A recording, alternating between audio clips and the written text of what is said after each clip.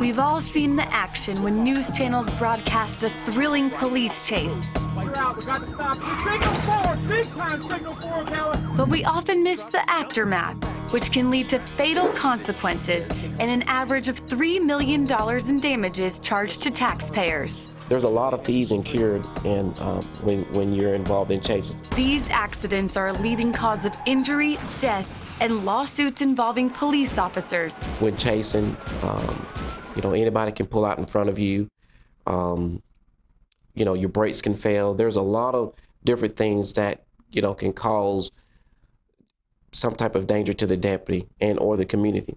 John Ferris learned the hard way that in a matter of seconds, anyone can be a victim. We received a phone call at 4 in the morning, and it was a doctor from an emergency room. His 23-year-old son, Paul, was on his way home in a cab when a vehicle pursued by police crashed into him at more than 70 miles per hour. I'm really sorry to tell you this, but your son has been in a horrible car accident, and he's died.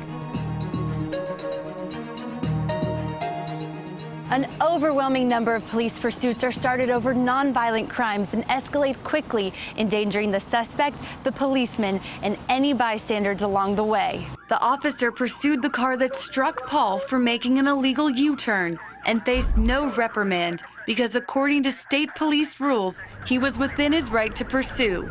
2 or 3 seconds earlier, 2 or 3 seconds later, at the timing of that pursuit, and my son would be alive. I mean, so it's just random. I didn't know where to go. I didn't know what to do after Paul died.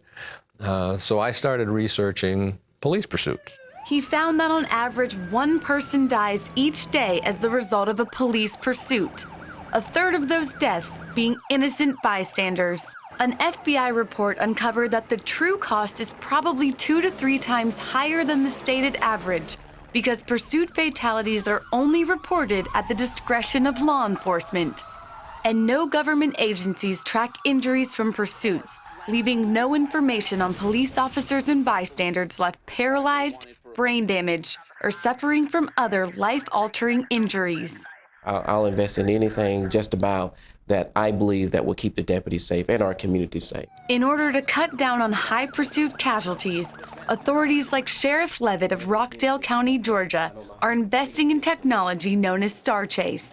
I know that this technology has been a great investment. From the times that we've launched this GPS tracking unit, we have had a successful capture rate. Star Chase allows officers to deploy a tracking device on vehicles without the driver knowing they've been tagged. For about $5,000 per vehicle, officers can secretly but safely catch cars on the run. I headed down to Rockdale County to see this new technology in action. So here I am playing the suspect, and I've just been pulled over. As the officer approaches my car, How you doing, man? See your driver's license? I decide to run. Little do I know that even though the officer was outside his car, he can still deploy his tracker. As I think I'm getting away, the officer begins his stealth pursuit, tracking my location and alerting fellow law enforcement where I'm heading. This keeps drivers around me safe, rather than being caught in a high-speed chase. When you can launch something and you can track it, you can discontinue the chase and just begin tracking the vehicle. You can apprehend the vehicle and or the suspect later. So far, only a handful of Rockdale patrol cars have Star Chase, but Sheriff Levitt wants more because of its success rate. We've captured everyone that from the ones that we've launched. No injuries to the deputies and no injuries to the community or citizens. Most departments rely on decades-old tire spikes to stop chases, but even they are rarely used because of the danger involved, and police must also know where cars are heading.